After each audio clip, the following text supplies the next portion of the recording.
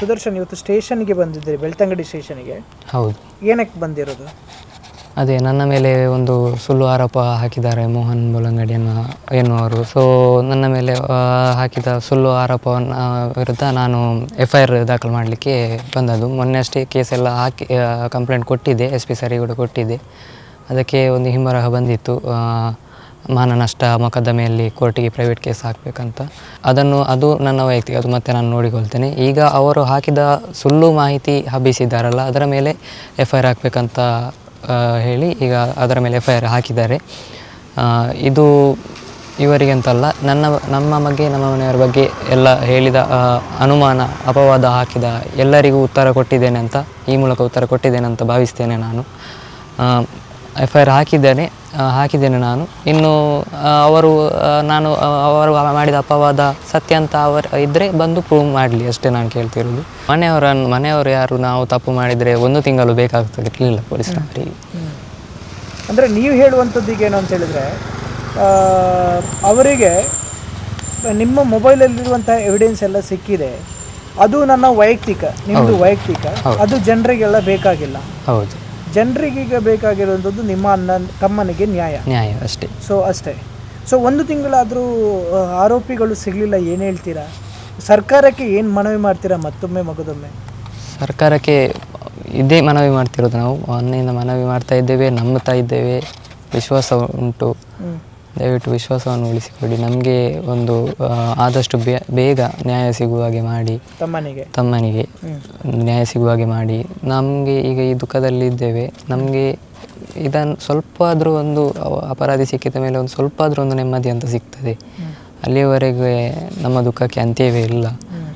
ಹಾಗಾಗಿ ಸರ್ಕಾರಕ್ಕೆ ಇಷ್ಟೇ ಮನವಿ ಮಾಡೋದು ನಾನು, ನಮ್ಮ ಈ ಒಂದು ದುಃಖಕ್ಕೆ ಒಂದು ಅಂತ್ಯ ಅಂತ ಕಾಣಿಸಿಕೊಡಿ, ಅಪರಾಧಿಯನ್ನು ಆದಷ್ಟು ಬೇಗ ಸಿಗುವ ಹಾಗೆ ಮಾಡಿ. ನೋಡಿ, ಈಗ ಸುಮಂತ್ ಹೇಳುವ ಪ್ರಕಾರ ಪೊಲೀಸ್ ಠಾಣೆಯಲ್ಲಿ ಈಗಲೇ ಮೋಹನ್ ಬೋಳಂಗಡಿ ಮೇಲೆ ಒಂದು FIR ದಾಖಲೆ ಆಗಿದೆ. ಆ ಹುಡುಗ ಈಗ ಚಾಲೆಂಜ್ ಮಾಡ್ತಾ ಇದ್ದಾನೆ, ನೀವೀಗ ಸುಳ್ಳು ಮಾಹಿತಿ ನೀಡಿದ್ದೀರಿ, ಆದ ಕಾರಣ ನಾನು ಇವತ್ತು FIR ಮಾಡಿದ್ದೇನೆ, ಒಂದು ವೇಳೆ ನೀವು ಸರಿಯಾಗಿದ್ದರೆ ನಿಮ್ಮ ದಾಖಲೆಯನ್ನು ತಂದು ಸ್ಟೇಷನ್ಗೆ ಕೊಡಿ ಅಂತ ಒಂದು ಚಾಲೆಂಜ್ ಮಾಡ್ತಾ ಇದ್ದಾನೆ. ಸುದರ್ಶನ್ ಕಡಾಖಂಡಿತವಾಗಿ ಹೇಳ್ತಾ ಇದ್ದೇನೆ, ನಾನು ಇದರಲ್ಲಿ ಭಾಗಿಯಾಗಲಿಲ್ಲ, ನನಗೆ ಗೊತ್ತಿಲ್ಲ, ನಾನು ಆರೋಪಿ ಅಲ್ಲ ಅಂತ ಸುದರ್ಶನ್ ಹೇಳಿದ್ದಾನೆ. ನಾವು ಸಹ ಯೂಟ್ಯೂಬಲ್ಲಿ ಯಾವಾಗ ಮೋಹನ್ ಬೋಳಂಗಡಿ ಆತನ ಒಂದು ಯೂಟ್ಯೂಬಲ್ಲಿ 4 ತಾರೀಕಿಗೆ ಮೋಹನ್ ಬೋಳಂಗಡಿ ವಿಡಿಯೋದಲ್ಲಿ ಹೇಳಿದ ಹಾಗೆ ಅವನು ಮೊಬೈಲ್ ನೋಡ್ತಾ ಇದ್ದ, ಅದರಲ್ಲಿ ತನ್ನ ಹುಡುಗಿ ಹತ್ರ ಚಾಟ್ ಮಾಡ್ತಿದ್ದ. ಆ ಚಾಟನ್ನು ನೋಡಿ ಸುಮಂತ್ ನೋಡಿದ್ದಾನೆ, ಮನೆಯವರಿಗೆ ಹೇಳ್ತಾನೆ ಅಂತ ಹೇಳಿಕೊಂಡು ಭಯಪಟ್ಟು ಅವನಿವನನ್ನು ಕೊಂದಿದ್ದಾನೆ, ಕೊಲೆಗಾರ ಅಂತ ಪಟ್ಟ ಕಟ್ಟಿದ್ರು ಮೋಹನ್ ಬೋಳಂಗಡಿ. ಆನಂತರ ಹೇಳಿದ್ದು, ನಾಳೆ ಇನ್ನೇನಿಲ್ಲ, ಆ ಹುಡುಗಿಯನ್ನು ಸಹ ತನಿಖೆಗೆ ಕರೀತಾರೆ, ನಾಳೆ ಇವನನ್ನು ಅರೆಸ್ಟ್ ಮಾಡ್ತಾರೆ ಅಂತ ಬೋಳಂಗಡಿ ಹೇಳಿದ ಮೇಲೆ ನಾಳೆ ಹೋಗಿ ಕೆಲವು ದಿವಸ ಆಯಿತು. ಈ ಹುಡುಗ ಪಾಪ ಸುದರ್ಶನ್ SP ಅವರನ್ನು ಭೇಟಿಯಾಗಿ 5 ತಾರೀಕಿಗೆ ಮರುದಿವಸವೇ ಕಂಪ್ಲೇಂಟ್ ಕೊಟ್ಟಿದ್ರು. ಆಗ SP ಅವರು ಒಂದು ಮಾತು ಹೇಳಿದರು, ಲೀಗಲ್ ಆಗಿ ಕಾನೂನಾತ್ಮಕವಾಗಿ ವಕೀಲರ ಕೈಯಿಂದಲೇ ಡ್ರಾಫ್ಟ್ ಮಾಡಿಸಿ ಇನ್ನೊಮ್ಮೆ ಬೆಳ್ತಂಗಡಿ ಠಾಣೆಗೆ ಕೊಡಿ ಅಂತ ಹೇಳಿದರು. ಬೆಳ್ತಂಗಡಿ ಠಾಣೆಯಲ್ಲಿ ನಾವು 5 ತಾರೀಕಿಗೆ ಕಂಪ್ಲೇಂಟ್ ಕೊಟ್ಟು ಪುನಃ ಸಂಜೆ ಬಂದು SP ಅವರಿಗೆ ಕೊಟ್ಟ ನಂತರ SP ಅವರು ಹೇಳಿದ ಮೇಲೆ ಪುನಃ 8 ತಾರೀಕಿಗೆ ಸುದರ್ಶನ್ ಮತ್ತು ಆತನ ಫ್ಯಾಮಿಲಿಯವರು ಹೋಗಿ ಕಂಪ್ಲೇಂಟ್ ಕೊಟ್ಟಿದ್ದರು. ಕಂಪ್ಲೇಂಟ್ ಕೊಟ್ಟ ನಂತರ 2 ದಿವಸದಲ್ಲಿ ನಿಮಗೆ ತಿಳಿಸ್ತೇವೆ, ಲೀಗಲ್ ಟೀಮಲ್ಲಿ ಮಾತಾಡಿದಕ್ಕೆ ಏನು ಕಾನೂನಾತ್ಮಕವಾಗಿ ಏನು ಮಾಡಬೇಕು ಮಾಡ್ತೇವೆ ಅಂತ ಹೇಳಿದ ಮೇಲೆ ಏನೂ ಮಾಡಲಿಲ್ಲ ಬೆಳ್ತಂಗಡಿ ಠಾಣೆಯಲ್ಲಿ. ಕೇವಲ ಒಂದು 13 ತಾರೀಕಿಗೆ ಅದು ತುಂಬ ಒತ್ತಡ ಹಾಕಿದ ಮೇಲೆ ಒಂದು ಹಿಂಬರ ಕೊಟ್ಟಿದ್ದರು, ನೀವು ಇದು ಕೇಸ್ ಕೋರ್ಟಲ್ಲಿ ದಾಖಲಿಸ್ಬೋದು, ಘನ ನ್ಯಾಯಾಲಯಕ್ಕೆ ನೀವು ಹೋಗ್ಬೋದು ಅಂತ ಹಿಂಬರ ಮಾತ್ರ ಕೊಟ್ಟದ್ದು ವಿನಃ ಯಾವುದೇ FIR ಹಾಕಿರಲಿಲ್ಲ. ಆದರೂ ನಮಗೆ ಅನ್ನಿಸ್ತು ಈ ಕಂಪ್ಲೇಂಟಲ್ಲಿ ಎಲ್ಲ ಉಂಟು, ಅವನ ಮಾನಹಾನಿ ಮಾಡುವುದಾದರೆ ಪ್ರೈವೇಟ್ ಕೇಸ್ ಹಾಕ್ಬೋದು ಸುದರ್ಶನನಿಗೆ. ಆದರೆ ಇಲ್ಲಿ ಮಾನಹಾನಿ ಮಾತ್ರ ಅಲ್ಲ, ಸುಳ್ಳು ಮಾಹಿತಿ ಪ್ರಚಾರವನ್ನು ಹಬ್ಬಿಸಿದ್ದಾರೆ ಯಾರು, ಮೋಹನ್ ಬೋಳಂಗಡಿ. ಈಗಾಗಲೇ SP ಅವರೊಂದು ಪ್ರಕಟಣೆ ಮಾಡಿದರು, ಈ ಕೇಸಿನಲ್ಲಿ ಯಾರಾದರೂ ಸುಳ್ಳು ಪ್ರಚಾರ ಹಬ್ಬಿಸಿದರೆ ಅವರ ಮೇಲೆ ಕಾನೂನು ಕ್ರಮ ಕೈಗೊಳ್ಳಬೇಕು ಅಂತ ಹೇಳಿದರು SP ಅವರು. ಹಾಗಾಗಿ ಮೋಹನ್ ಬೋಳಂಗಡಿಯ ಮೇಲೆ ಯಾಕೆ ಕಾನೂನು ಕ್ರಮ ಕೈಗೊಳ್ಳುವುದಿಲ್ಲ ಬೆಳ್ತಂಗಡಿಯಲ್ಲಿ, ಕೇವಲ ಹಿಂಬರಕ್ಕೆ ಯಾಕೆ ಸೀಮಿತ ಆಗಿದೆ ಅಂತ ಮೊನ್ನೆ ಪುನಃ ಸುದರ್ಶನ್ ಮತ್ತು ನಾನು ಇದು ಬೆಳ್ತಂಗಡಿ ಠಾಣೆಗೆ ಭೇಟಿಯಾಗಿ ಇನ್ಸ್ಪೆಕ್ಟರ್ ಹತ್ರ ಮಾತಾಡಿ ವಿವರವಾಗಿ ಹೇಳಿದಾಗ ಮತ್ತೆ ಪುನಃ FIR ದಾಖಲಿಸಿದ್ದಾರೆ. 1 ತಿಂಗಳು ಕಳೀತು, ಇದುವರೆಗೆ ಏನೂ ಸುಮಂತ್ ಮನೆಗೆ ನ್ಯಾಯ ಸಿಗಲಿಲ್ಲ. ಒಂದು ವೇಳೆ ನ್ಯಾಯ ಸಿಕ್ತಿದ್ರೆ ಇಷ್ಟು ಹೊತ್ತು ಪಾಪ ಸುದರ್ಶನ ಆಗಲಿ ಅವರ ಮನೆಯವರಾಗಲಿ ಈ ರೀತಿ ಅಪವಾದಗಳನ್ನು ಹೊರುವಂಥದ್ದು ಇರಲಿಲ್ಲ. ಅವರು ಹೇಳ್ತಾ ಇದ್ದಾರೆ, ನಾನು ಹೇಳುವುದಲ್ಲ, ಅವರು ನೇರ ಹೇಳ್ತಿದ್ದಾರೆ, ನಾವು ಯಾರೂ ಮಾಡಲಿಲ್ಲ. ಒಂದು ವೇಳೆ ಮಾಡ್ತಿದ್ರೆ ಇಷ್ಟು ಹೊತ್ತು ಪೊಲೀಸ್ ಇಲಾಖೆಗೆ ಗೊತ್ತಾಗಬೇಕಿತ್ತು. ಸುದರ್ಶನು ಅದೇ ಹೇಳ್ತಿದ್ದಾನೆ, 1 ತಿಂಗಳಾಯಿತು ನನ್ನ ತಮ್ಮನಿಗೆ ನ್ಯಾಯ ಸಿಗಲಿಲ್ಲ, ಸುಮ್ಮನೆ ನಮ್ಮ ಮೇಲೆ ಆರೋಪ ಆಗ್ತಾ ಇದ್ದಾರೆ, ಹಾಗಿದ್ರೆ ಪೊಲೀಸ್ ಇಲಾಖೆಯವರಿಗೆ ನಮ್ಮನ್ನು ಹಿಡಿಬಹುದಿತ್ತು ಸಾಕ್ಷ್ಯಗಳಿದ್ದ ಅಂತ ಅವರು ನೇರವಾಗಿ ಹೇಳ್ತಾ ಇದ್ದಾರೆ. ಹಾಗಾಗಿ ಪ್ರತಿಯೊಂದು ಯೂಟ್ಯೂಬರ್ಸ್ಗಳು ಮನೆಗೆ ಹೋಗಿ ಸಂದರ್ಶನವನ್ನು ಮಾಡುವಾಗ ಈ ಬೋಳಂಗಡಿ ಎನ್ನುವ ವ್ಯಕ್ತಿ ಮನೆಯನ್ನು ಒಡೆಯುವಂಥದ್ದು, ಕೇಸನ್ನು ತಿರುಚುವಂಥದ್ದು, ತನ್ನ ಸಂದರ್ಶನದಲ್ಲಿ ಯಾವುದೋ ಒಂದು ಮಾಹಿತಿಯನ್ನು ಕೊಟ್ಟು ಏನು ಮಾಡಲಿಕ್ಕೆ ಹೊರಟಿದ್ದಾನಂತ ಗೊತ್ತಿಲ್ಲ ಬೋಳಂಗಡಿ. ಯಾಕೆಂದರೆ ಪ್ರತಿಯೊಂದು ಯೂಟ್ಯೂಬರ್ಸ್ಗಳು ಅವರ ಮನೆಗೆ ಭೇಟಿ ನೀಡಿ ಅಲ್ಲಿ ಏನಾಗ್ತಾ ಉಂಟು, ಸ್ಥಳದಲ್ಲಿ ಏನಾಗ್ತಾ ಉಂಟು ಅದನ್ನು ನೋಡಿ ಅವರು ಜನರಿಗೆ ತಿಳಿಸಿದ್ದಾರೆ ವಿನಃ ಈ ಬೋಳಂಗಡಿ ಅಂತವರು 4 ಗೋಡೆ ಒಳಗೆ ಕೂತು ಯಾವನದೋ ಕಥೆಯನ್ನು ಒದರಿಕೊಂಡು ಕೂತ್ಕೊಳ್ಳೋದಕ್ಕೆ ಒಂದೇ ಒಂದು ದಿವಸ ಆ ಬೋಳಂಗಡಿ ಆ ಮನೆಗೆ ಭೇಟಿ ನೀಡಿದ್ದೀರಾ, ಅವರು ಅದನ್ನೇ ಪ್ರಶ್ನೆ ಮಾಡ್ತಿದ್ದಾರೆ ಮನೆಯವರು. ನಮಗೆ ಯಾವ ಬೋಳಂಗಡಿ ಅಂತ ಅವನನ್ನು ಗೊತ್ತಿಲ್ಲ, ಒಂದೇ ಒಂದು ದಿವಸ ಮನೆಗೆ ಬರಲಿಲ್ಲ, ನೇರ ಆರೋಪ ಆಗ್ತಾ ಇದ್ದಾನೆ. ಅದು ಸಹ ಒಂದು ನಾವು ನೋಡಿದೆವು, ಮುಖ ನೋಡಿದೆವು, ಒಂದು ಹಿರಿಯ ವ್ಯಕ್ತಿ, ಏಜಿನ ವ್ಯಕ್ತಿ. ಈ ಮನುಷ್ಯನಿಗೆ ಕನಿಷ್ಠ ಒಂದು ಪರಿಜ್ಞಾನ ಇಲ್ವಾ, ಈ ಮನುಷ್ಯನಿಗೆ ಮಕ್ಕಳಿಲ್ವಾ, ಹೆಂಡತಿ ಇಲ್ವಾ, ಹೀಗೆ ನೇರ ಹೇಳುವವರು ಒಂದೇ ಒಂದು ದಿವಸ ನಮ್ಮ ಮನೆಗೆ ಬರ್ತಿದ್ರೆ ಅವರಿಗೆ ಗೊತ್ತಾಗ್ತಿತ್ತು, ನಾವು ಅವರಿಗೆ ಸಂದರ್ಶನ ಕೊಡ್ತಿದ್ದೇವೆ, ಇದು ಯಾವ ವ್ಯಕ್ತಿ ಅಂತ ನಮ್ಮ ಹತ್ರ ಕೇಳಿದರು. ಹಾಗೆ ನಾನು ಬೋಳಂಗಡಿ ಹತ್ರ ಹೇಳೋದು, ನೀವು ಕೂತು ಮೊದಲಿನಿಂದ ಸಹ ಈ ನಿಮ್ಮ ಯೂಟ್ಯೂಬ್ಗಳನ್ನು ಮಾಡಿ ನಿಮಗೆ ಬದುಕಲಿಕ್ಕಿಲ್ಲದಿದ್ದರೆ ಏನಾದರೂ ಒಂದು ವ್ಯವಸ್ಥೆಯನ್ನು ಮಾಡಿಕೊಳ್ಳಿ, ನಮಗೇನು ಅಭ್ಯಂತರ ಇಲ್ಲ. ಆದರೆ ನೀವು ಯೂಟ್ಯೂಬ್ ಮಾಡಿಕೊಂಡು ಕೇವಲ ಸುಳ್ಳು ಮಾಹಿತಿಯನ್ನು ಕೊಟ್ಕೊಂಡು ನಿಮ್ಮ ಜೀವನಾಧಾರವನ್ನು ಮಾಡಬೇಡಿ. ಯಾಕೆಂದರೆ ನಿಮ್ಮಿಂದ ಕೆಲವು ಬೇರೆ ಯೂಟ್ಯೂಬರ್ಗಳಿಗೂ ಸಹ ಕಳಂಕ ಬರ್ತದೆ. ನಿಮ್ಮ ಅದು ನೋಡಿ ಅವರೇನ ಸುಳ್ಳು ಹೇಳ್ತಾ ಇದ್ದಾರಂತ. ಈಗ ನೀವು ಸುಳ್ಳು ಹೇಳಿದ್ದು ಅಂತ ಸತ್ಯ. ಯಾಕೆಂದರೆ ಒಂದು ವೇಳೆ ನಿಮ್ಮ ನೀವು ಮಾಡಿದ ಆರೋಪಗಳು ಸರಿ ಆಗ್ತಿದ್ರೆ ಪೊಲೀಸ್ ಇಲಾಖೆಯಿಂದ ತನಿಖೆ ಆಗ್ತಿತ್ತು. ಅವ್ರು ಇಷ್ಟು ಹೊತ್ತು ಸುಮ್ಮನೆ ಕೂತ್ಕೊಳ್ಳಿಕ್ಕೆ ಸಾಧ್ಯನೇ ಇಲ್ಲ.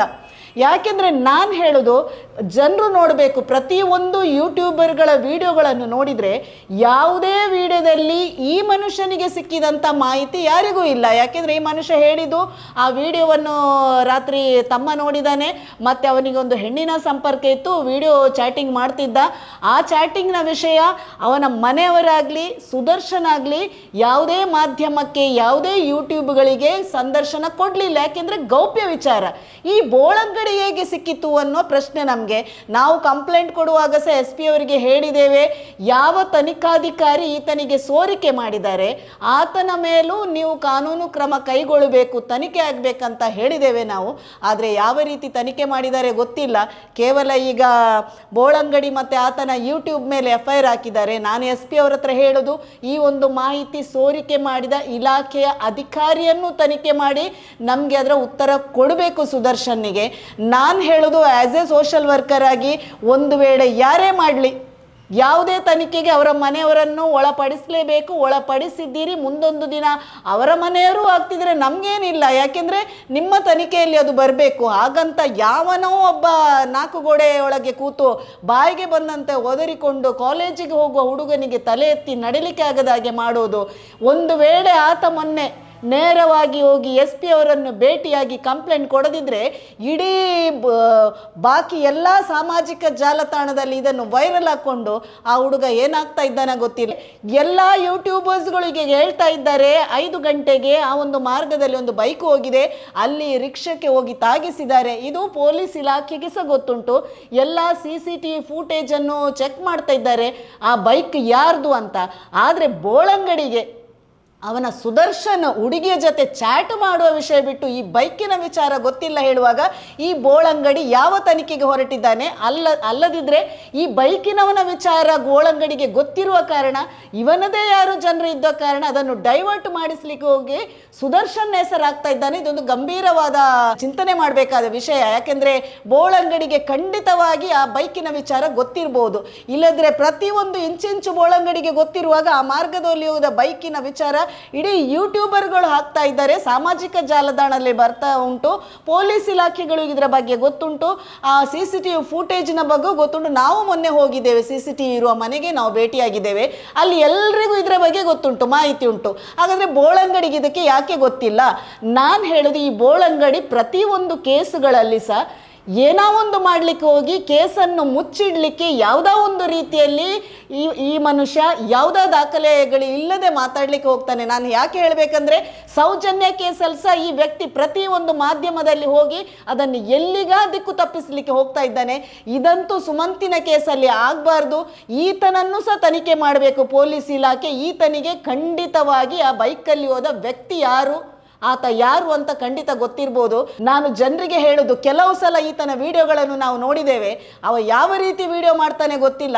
ಮಾತಾಡುವಾಗ ಹೇಳ್ತಾನೆ 1998 ಇಷ್ಟು ಗಂಟೆಗಳು, ಇಷ್ಟು ರೂಪಾಯಿ ಇದ್ದರೆ, ಒಂದು 2000 ಇದ್ದರೆ ಅದನ್ನು 1997 ರೂಪಾಯಿಗಳು, ಗಂಟೆ 6 ಗಂಟೆ 21 ನಿಮಿಷ ಇಷ್ಟು ಸೆಕೆಂಡ್ ಅಂತ ಜನರಿಗೆ ಹೇಳ್ತಾನೆ. ಆಗ ಜನರು ಎಣಿಸ್ತಾರೆ, ಇವನು ಏನೋ ಒಂದು ತನಿಖೆ ಮಾಡಿಕೊಂಡು ಈ ರೀತಿಯಲ್ಲಿ ಸ್ಪಷ್ಟತೆಯಲ್ಲಿ ಒಂದು ಡೇಟ್, ಇಸವಿ, ಟೈಮ್, ರೂಪಾಯಿ ಎಲ್ಲ ಹೇಳ್ತಾನೆ. ಪಕ್ಕಾ ಸುಳ್ಳು.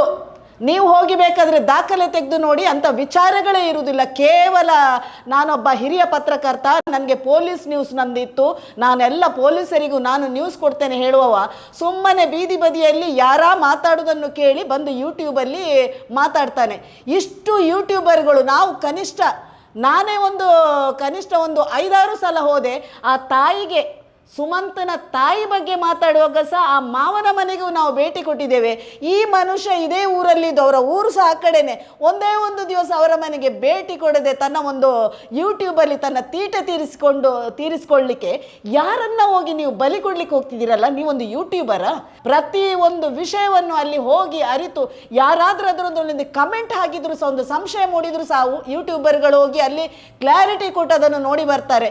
ಮೊನ್ನೊಂದು ವ್ಯಕ್ತಿ ಹೇಳಿದ್ರು, ಸುದರ್ಶನ್ ಕಾಲೇಜಿಗೆ ಬಸ್ಸಿಗೆ ಹೋಗಿದ್ದ, ಆ ನಂತರ ಕರೆ ಮಾಡಿದ ನಂತರ ಬಂದವ ಅಂತ.